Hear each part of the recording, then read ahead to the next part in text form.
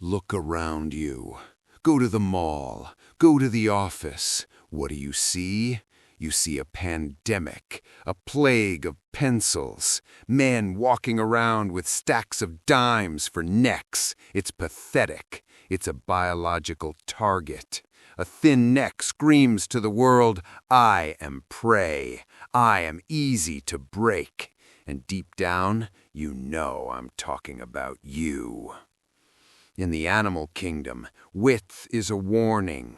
A cobra spreads its hood. A lion has a mane. A bull has a neck thicker than its head. Why? Because nature knows that a thick neck is the ultimate armor. It protects the spine. It protects the brain. But you're walking around with your lifeline exposed. You're asking to be choked out by life. Today, we are going to talk about the Anaconda, the Yoke. We are going to discuss how to build a set of traps so high, so thick, that your ears literally grow into your shoulders. We are going to erase your neck, visually, physically. We are going to turn you into a thumb, a solid, unbreakable block of granite. I have to warn you, if you go down this path, you will never wear a tie again. Dress shirts, forget 'em. You will have to buy custom tailoring or wear tarps. People will stare. Mothers will pull their children closer when you walk by, because you won't look like a civilized office worker anymore. You will look like a silverback gorilla that learned to walk upright. The traps. The trapezius. It is a kite-shaped muscle that covers half your back. Most guys think a few shrugs are enough. Joke. Absolute joke. To get the anaconda look, you need to attack this muscle from angles that defy sanity. We aren't building a physique here. We are building a mountain range on your clavicles. And it's not just the back, it's the front, the sternocleidomastoid, those two steel cables that run from your ear to your chest. When you scream, when you strain, these things should look like pythons trying to escape your throat. If you don't have that detail, you're just fat. You need the definition of a comic book villain. Look at F1 drivers, look at wrestlers, look at rugby players. They don't train for aesthetics, they train to survive impact. Their necks are shock absorbers. You want that. You want a head that doesn't wobble when you get hit. You want a connection between body and mind that is instantaneous and solid.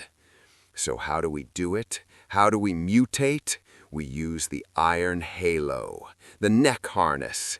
It looks like a torture device from the Middle Ages, and honestly, it feels like one. You strap leather to your skull. You attach a chain. You attach a heavy, cold piece of iron to that chain, and you nod. Think about the absurdity of it. You are hanging weight from your brain case. It feels wrong. Your spine screams, "Don't do this." Your instincts tell you to stop, but you don't stop. You let that weight drag your chin to your chest until you feel the vertebrae separate, and then you pull.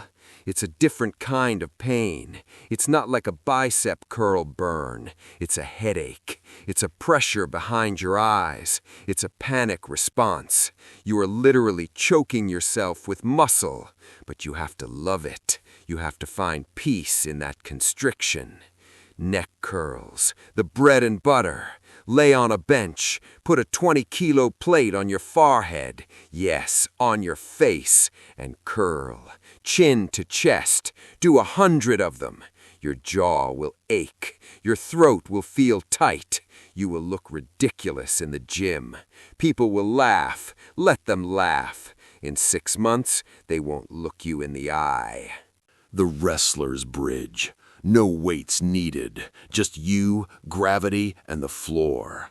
Rolling on your forehead, it grinds the hair off your head. It builds a callus on your skull, but it builds a neck that can support a truck. Mike Tyson did these for hours. Look at his neck. It was wider than his head at 19 years old. Now, the traps, the upper yoke. You need to move heavy iron, heavy rack poles, heavy farmer's walks. You need to hold weight that makes your soul leave your body.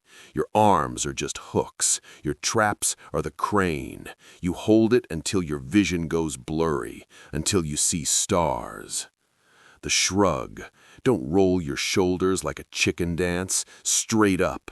Try to touch your ears with your shoulders. Hold it. Squeeze. You are trying to suffocate yourself with your own muscle mass. You want to eliminate the gap between the jawline and the clavicle. We want zero daylight. The side effects. Nobody talks about them. Sleep apnea? Maybe. Snoring? Definitely. You will sleep like a chainsaw. You will need special pillows because your head doesn't touch the mattress anymore. Your traps hit it first. It's an inconvenience, but comfort is the enemy of growth. You will measure your progress in inches. An 18-inch neck is respectable. A 20-inch neck is a statement. A 22-inch neck is a mutation. Once your neck measurement exceeds your arm measurement, you have entered the brotherhood of the Anaconda.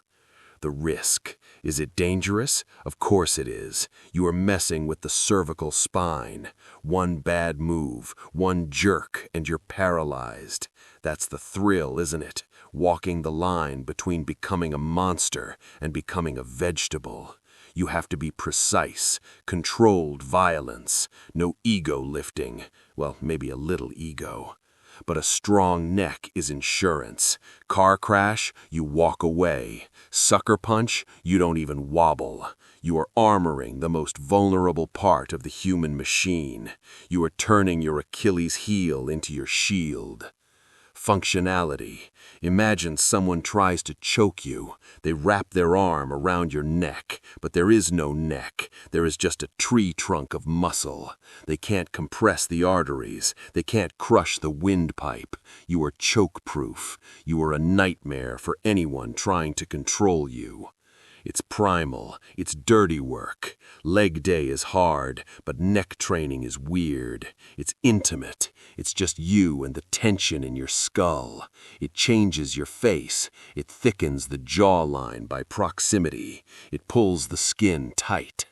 Then the feedback starts. You walk into a bar. You don't say a word, but men move out of your way. They don't know why. It's evolutionary biology. They see the thickness. They see the yoke, and their lizard brain says, "Do not mess with this thing."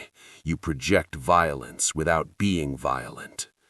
Even in a suit, you can't hide it. It bursts out of the collar. It signals high testosterone, high androgen receptor density in the traps. It tells the world you are hormonal, you are driven, you are not a domestic dog, you are a wolf that learned to wear clothes. It's armor, physical and mental. When you carry that much mass on your shoulders, you feel different. You feel grounded. It's hard to keep your head down when your traps are pushing it up. You literally cannot look defeated. Your anatomy forces you to look proud. You will look at old photos of yourself and you will vomit. You will see that pencil neck and wonder how you survived. You looked like a bobblehead doll, weak, fragile. You will never want to go back. Once you get the yoke, the pencil neck is dead. The goal is the no-neck look. It sounds ugly to the average person. Ew, he looks like a thumb. Good, let them think that. We aren't training for beauty pageants. We are training for war. We are training to be unkillable. Look at the statues of Hercules. Look at the gladiators. They didn't have abs like fitness models. They had thick waists and massive necks. That is the aesthetic of power, not the aesthetic of starvation. You are reclaiming the ancient look of the warrior class. So are you ready? Are you ready to buy the harness? Are you ready to bite down on the leather and pull? It's going to hurt. You will have headaches. You will have stiff muscles. But day by day, the pencil disappears. The anaconda grows. Feed the anaconda. Shrug until your ears bleed. Bridge until the floor cracks. Eat, sleep, grow. Let the traps rise up like mountains, shielding your mind from the weakness of the world. Become the mountain, unmovable, unchokable, undeniable. Let the weak men maximize their biceps. You maximize your survival. You maximize the yoke. This is your new identity. No neck, all power. Go out there and build the armor. The world is soft. Be the hardest thing in it.